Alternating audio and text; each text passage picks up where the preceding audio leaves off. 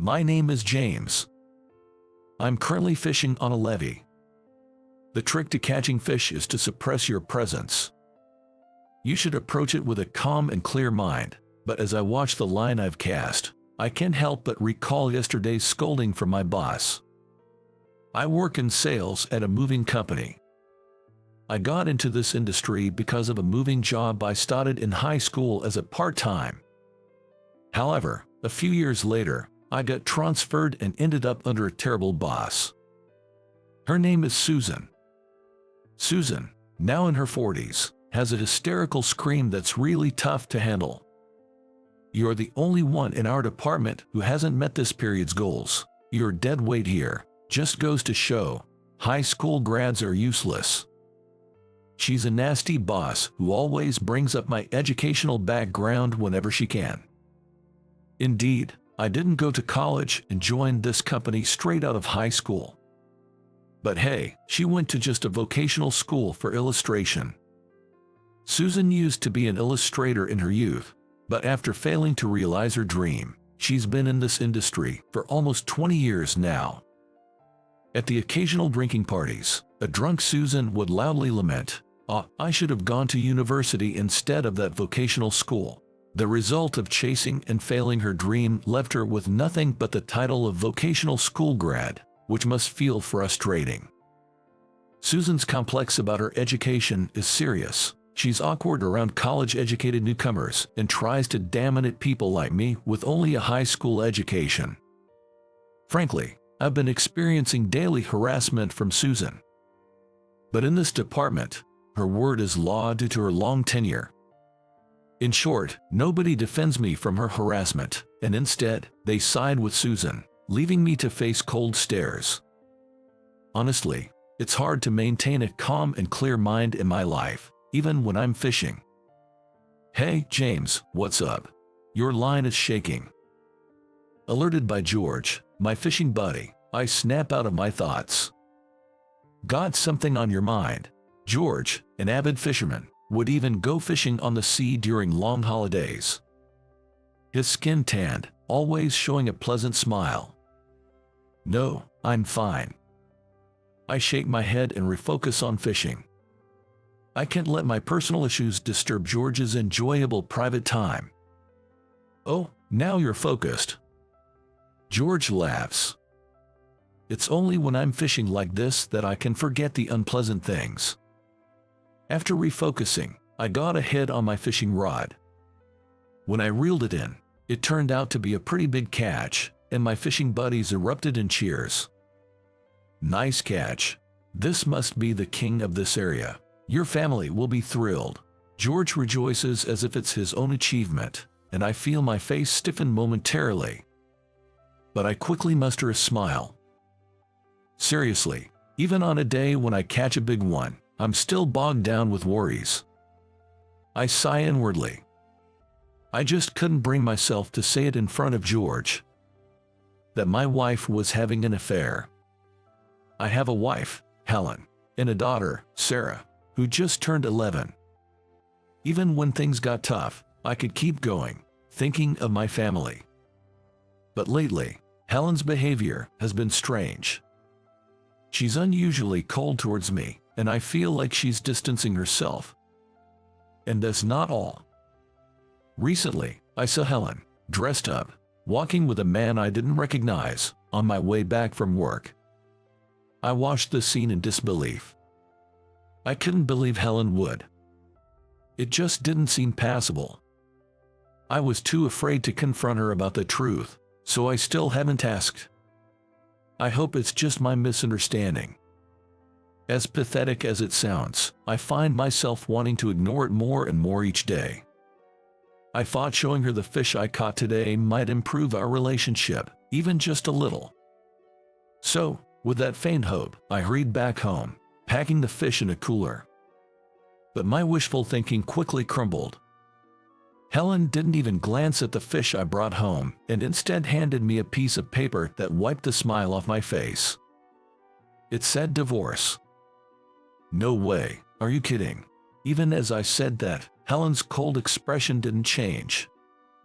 "I'm tired of being with a man who's gloomy," boring, and smells like fish. I want to start my life over." I was stunned by Helen's harsh words. "Start over? Are you saying you're going to be with that man?" I finally confronted Helen about seeing her with another man a few weeks ago and accused her of cheating.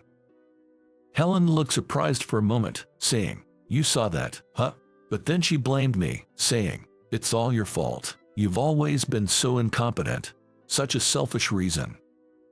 But I'm not good with words, couldn't come up with a good response. I yelled, "The affair was your doing." "Yet," Helen retorted, "do you even know how much you earn? With that salary, you expect me to do all the housework and take care of Sarah while working. What are you acting so high and mighty?" Sure, I had my shortcomings, but I never intended to put everything on Helen. However, it's partly true that she had more burden, and I found myself at a loss for words. I always got out-argued in arguments. In the end, I couldn't stop Helen, and she left the house with our daughter, Sarah. All I could do was watch Sarah leave with a sad face. The next weekend, I was standing absent-mindedly on the breakwater where I usually fish. The evening sky turned the sea an orange hue. They say staring at the vast ocean makes your troubles seem small, but just looking at the sea won't bring Helen and Sarah back. My worries only grew day by day. I had no love left for Helen. I couldn't forgive her for driving me to utter despair. I thought, go wherever you want with another man, but the problem was our daughter, Sarah. I want to live with my beloved daughter. But now, in the midst of a custody battle, knowing that the mother gets custody 90% of the time, the odds seemed grim. Even if the divorce is due to the wife's infidelity, it's bizarre how the custody usually doesn't go to the husband. Will I never be able to live with Sarah again? The more I thought about it, the more depressed I became. And then, at that moment, my fishing buddy George suddenly asked me, "Hey, James, I thought you had left already. What's with that look, like you're about to jump into the sea?" Hearing this, I almost burst into tears. Normally, I would just smile and say, "It's nothing." But today, I just couldn't. I poured out all my pent-up emotions to George. I told him about being constantly berated by my boss at work, about my wife cheating on me and filing for divorce, taking our daughter away, and how I felt utterly hopeless. I've been told I'm worthless by both my job and my family. Maybe I should just jump into the sea. I couldn't hold back my tears, they just kept flowing. I was sobbing so much, I could barely speak. But George just looked at me straight and listened to everything I had to say. He grabbed my shoulders firmly and said, "Just being alive and able to fish is enough, isn't it?" His compassionate smile finally calmed my heart. "James, if you were gone, I'd lose my fishing mentor. That would be a real problem for me. Can you keep living, thinking of it as a favor for me? Mentor, I hardly ever catch big fish." "What are you talking about? I fish more than anyone, and yet the other day, I ended up catching a plastic bottle. Seriously, there's too much plastic trash these days. Maybe I should become an environmental activist." George's joke made me laugh. He is a really funny guy. I realized he has this charisma that draws people in, and his kind nature is probably what everyone loves him. "Thanks, George. I'll try a bit harder." "Good to hear, James, but remember, it's important to muster up the courage to fight sometimes." "Fight? Yes, please, muster up the courage to fight. I'll pick up the pieces for you." Picking up pieces? That sounds like you're expecting me to die. I couldn't help but smile wryly at George's words. But indeed, I had been running from conflict. Always just taking whatever was thrown at me. Is this really how it should be? George's words made me question for the first time what it means to fight. The next day, when I went to work, I got yelled at by Susan again. "Your shirt is all wrinkled. Do you even care about your job? If you don't, just leave." It was the same old yelling. just using me as a stress reliever. Yesterday, the day before, and the day before that, I have been constantly bombarded with such yelling. Every single day. I had enough. Remembering what George said, I finally understood what it meant to fight. I had a part in this too. If I didn't like it, I should speak up. I told myself. And then I glared at Susan and said, "So, it's okay if I leave." Her face changed color, as she wasn't expecting me to talk back. What? Well, it's not a problem. I could see she was clearly shaken. I slammed the resignation letter I had written earlier onto Susan's desk. Then, "Please submit this to our president." The atmosphere in the office changed instantly. "I can't believe James is snapping," someone said in a frightened voice. Fine. If you insist that much, I'll take your resignation letter to the president's office right away." With a huff, Susan gripped my resignation letter and headed towards the president's office. So, this is the end of this company I have worked for so many years. The thought made me feel a bit sad. I did love my job here. Well, for now, I'll head to my usual fishing spot this coming weekend. I'll make sure George picks up my pieces, as he promised. Just as I was thinking about this and started to tidy up my desk, it happened. Suddenly, the phone on my desk rang. The call was from the president's office. Maybe it's about the resignation letter. Thinking this, I answered the phone and was told, "Please come to the president's office immediately." I left my desk as it was and headed straight there. Entering the president's office, I found Mr. Thompson, president, and Susan inside. Surprisingly, Susan suddenly apologized to me. "I'm sorry, I went too far. Please reconsider submitting your resignation." I was puzzled about what was happening, but Mr. Thompson explained. "James, you were handling our major client, Bridgewater Commercial, but recently Susan took over, right?" "Yes, that's correct. I was in charge of Bridgewater Commercial until last week. I always believed in nurturing relationships with our existing clients, just as much as acquiring new ones, so I took care to handle them meticulously. However, due to low sales, Susan forcibly took over the account. About that, the client has said, if it's not James, we may reconsider our business with you." "What?" Mr. Bridgewater said that. "It's a problem. Mr. Bridgewater personally lodged a complaint, and just when Susan brought in your resignation, I ordered her to convince you to stay." "I see. So that's what this is about." I glared hard at Susan. She seemed a bit intimidated. Now was the time to truly fight.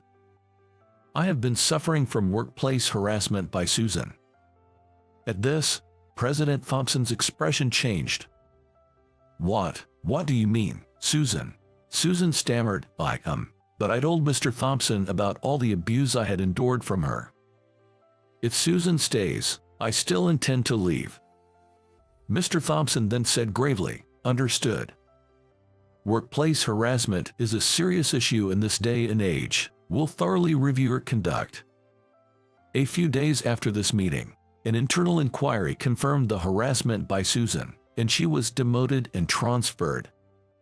It was an unusually quick decision. The company wanted to restore trust with Bridgewater Commercial as soon as possible. So, I was put back in charge of Bridgewater Commercial. Come the weekend, I went fishing as usual. George was next to me, and I told him about Susan's transfer. "Well, you did it after all. You fought well, James." "No, it's all thanks to your advice, George. I'm truly grateful, and I'm happy to be back handling the Bridgewater Commercial account." "That's great, James. I'm glad to be working with you again." "Thank you. I look forward to continuing our work together, Mr. Bridgewater." Hey, drop the Mr. Bridgewater when we're off the clock." George waved his hand shyly. Actually, the president of Bridgewater Commercial was none other than George Bridgewater himself.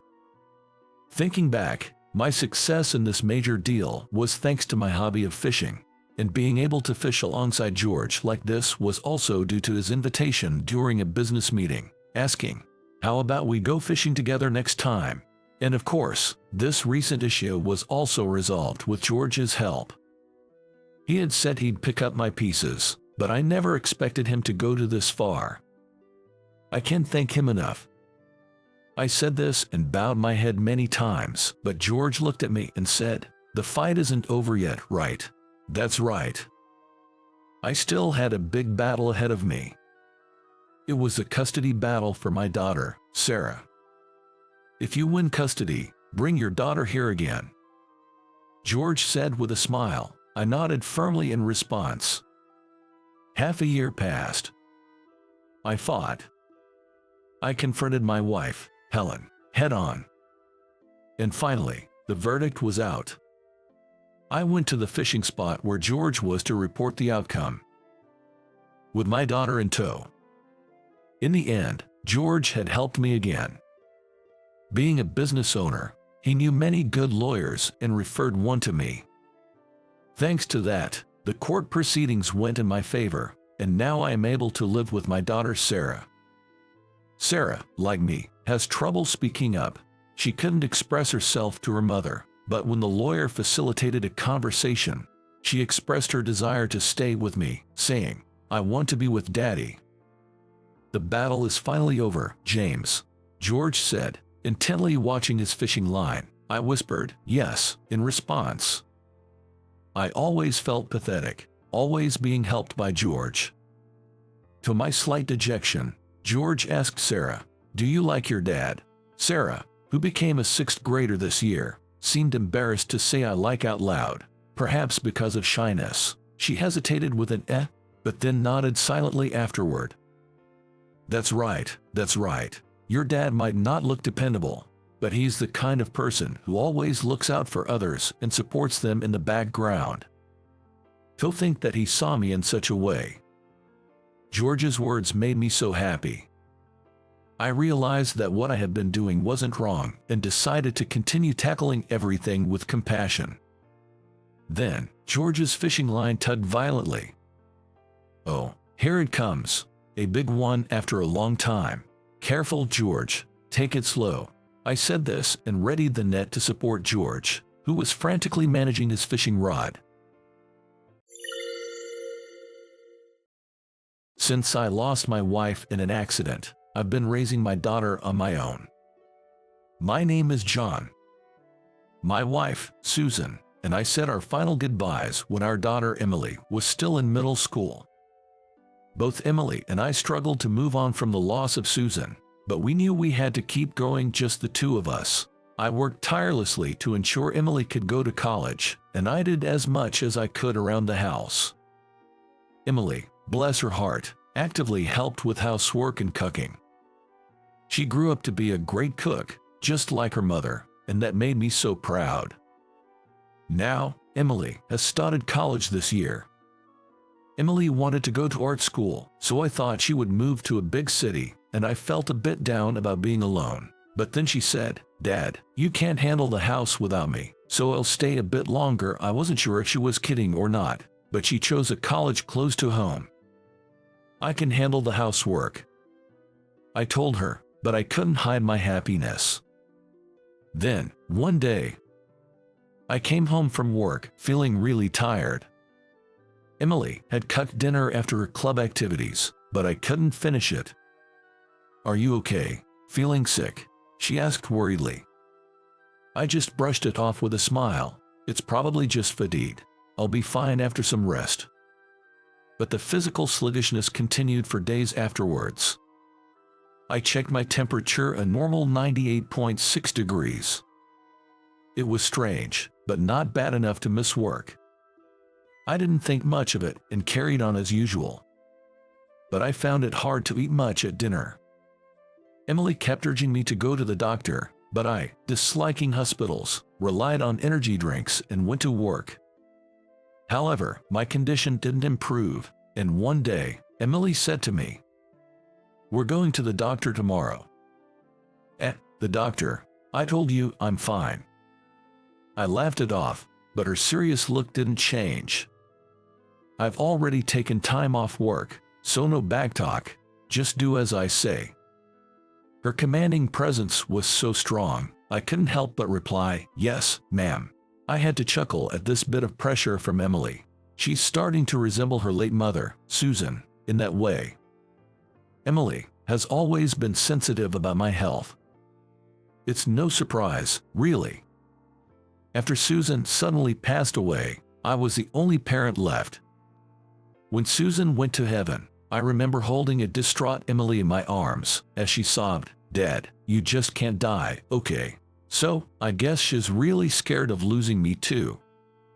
Hearing this makes me happy to be so cared for by my daughter, but it also reminds me that I need to take better care of my health. Emily drove us all the way to the hospital, but I was nervous about driving as she had just got her license. "Hey, are you sure you're okay to drive? I can take over," I offered. Just don't talk to me right now. I'm concentrating, and you driving in your condition is even scarier. Leave it to me," she insisted. Watching her hunched over and gripping the steering wheel, I thought she had some nerve to say that. I was tense the whole ride, but when it was all said and done, Emily didn't make a single mistake and got us to the hospital safely. "See, I told you I'm good at this. Though my instructor did say I drive too slow," she said afterwards. Maybe it's because of her mother's accident, but Emily is very cautious when driving. With this level of caution, she's unlikely to hurt anyone. But just as I was thinking that today alone was going to shorten my lifespan, Emily shook me hard and said, "There's Mom." "Mom, what are you talking about? It's true. Look." Annoyed by my daughter's words, I looked where she was pointing, only to feel my heart almost stop. Among the busy nurses, there was a woman who looked like my deceased wife, just a bit older. A ghost? It's not right. I guess not. It felt like watching a paranormal phenomenon. "Did Mom have a twin we never knew about?" Emily asked, because the resemblance was uncanny. Susan was an only child. There's no way she had a twin. While it's not impossible that she had a long-lost sibling, such coincidences only seem to happen in TV dramas. Yet, even with these thoughts, I found myself unable to take my eyes off her. I knew she looked similar, but I was captivated. Later, I was diagnosed with acute hepatitis. When my daughter, Emily, heard from Dr. Williams that I had acute hepatitis, she almost cried, but relaxed after he kindly assured her, "It's okay, a little rest should do the trick." Then she glared at me. I apologized with my eyes. "I understand. I'm sorry for not seeing a doctor sooner." After that, I was admitted to the hospital. "I'll bring you some clothes.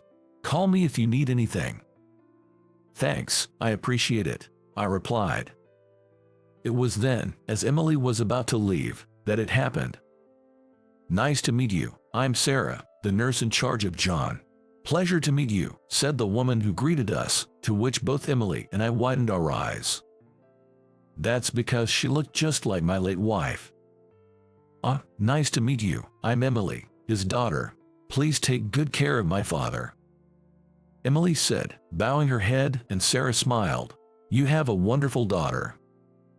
Her laughter brought back memories of my late wife, and I could only respond with a puzzled smile. "If you need anything, just call," Sarah said kindly before leaving my room. After she left, Emily took out a photo that she's always cherished. It's a picture of the three of us when she was in middle school. Both Emily and I looked younger in it. The only one who hasn't aged is my late wife. Looking at it now, it feels like Sarah, the nurse, reflects what Susan would have looked like if she had lived with us, a strange but intriguing thought. They really do look alike, don't they?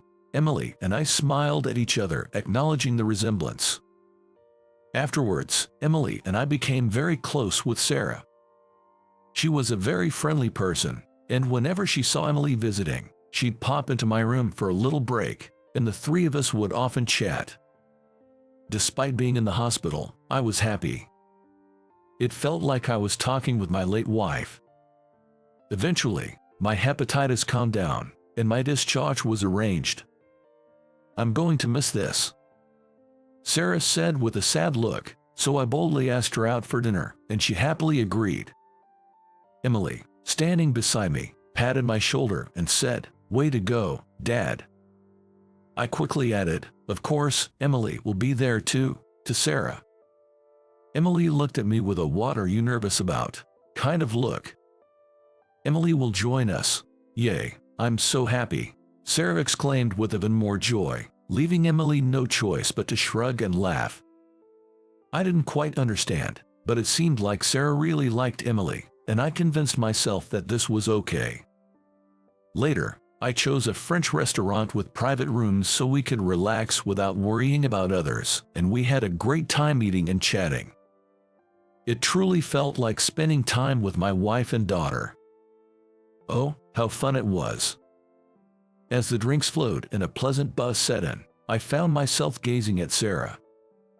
As we were wrapping up, Emily, with a smile, thanked Sarah, saying, "Thank you for today."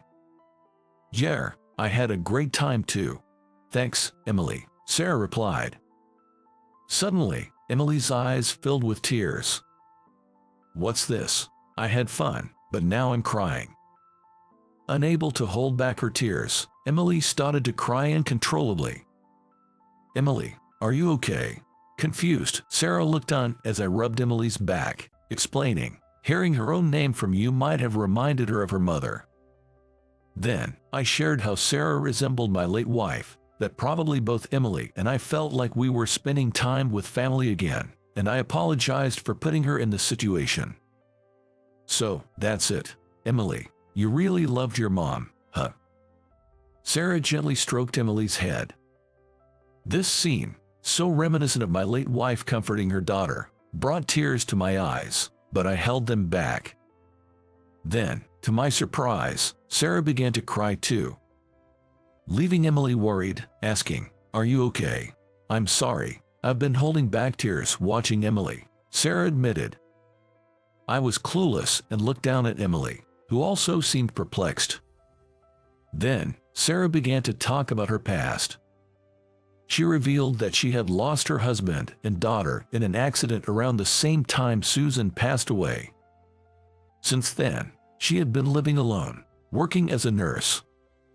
But when she saw Emily in the hospital, she was shocked by how much she resembled her late daughter. She told me, "It was like my grown-up daughter had come back to me. I was so happy. I felt like I was talking to my daughter in heaven, and it made me incredibly happy." Touched by Sarah's words, Emily couldn't hold back her tears anymore. It was a strange encounter where Sarah and I, both having lost someone dear, grew closer. One day, I had the chance to go out alone with Sarah. Originally, Emily, Sarah, and I were supposed to have dinner together, but Emily suddenly canceled, claiming to have caught a cold. However, she seemed fine, probably playing hooky, as she was happily gaming when I left the house. Although I thought it was unnecessary concern, I was somewhat pleased to be alone with Sarah. So, I booked a slightly upscale restaurant. Sarah and I had a lot in common and enjoyed our conversation. As we laughed and drank, I said, "I'm sorry." "What's come over you all of a sudden?" she asked. "I might have been chasing the ghost of my late wife. You look so much like her. I wanted to be close to her, even if just a little." Sarah chuckled at that. "Do you still see the ghost now?" Her gaze made my heart skip a beat. At first, I was indeed chasing after my wife. But it's different now. Gradually, I find myself drawn to Sarah herself. It's a feeling I haven't had in a long time. "No, I don't," I replied, and then I confessed, "I've fallen for you, Sarah." Sarah blushed and looked down, then said with uncertainty, "Is that okay, me? I wonder if Emily would be okay with me." I couldn't help but laugh.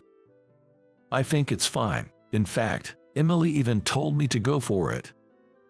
Sarah looked surprised, so I laughed again. And that's how Sarah and I started dating. When I told Emily about it, she happily said, "Way to go," and patted my back. But I had one guilt nagging at me. "Hey, Emily, do you think Mom would be okay with me and Sarah dating?" I thought I had troubled her with a difficult question, but surprisingly, Emily answered right away. "What would you do if Mom was in your shoes and she found someone she liked?" "Well, I guess I would support her happiness." Emily smiled warmly. "Then, I'm sure Mom would also support your and Sarah's happiness." Her words were simple, but they somehow lifted the guilt I felt. I opened the jewelry box. Inside was a wedding ring. Suddenly, Emily appeared and asked, "Are you giving it today?" I replied, "Yeah." I had already told Emily in advance about my plan to propose to Sarah. Then, about 2 years after meeting Sarah, with the encouragement of my daughter, who had long realized my feelings, I proposed to Sarah and we married.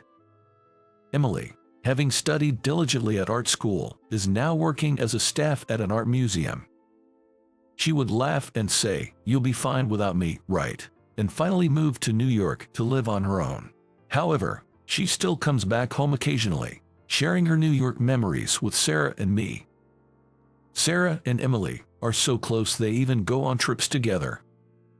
Watching this heartwarming scene might be my greatest happiness now. I cherish this new life of 3, brought together by a chance encounter.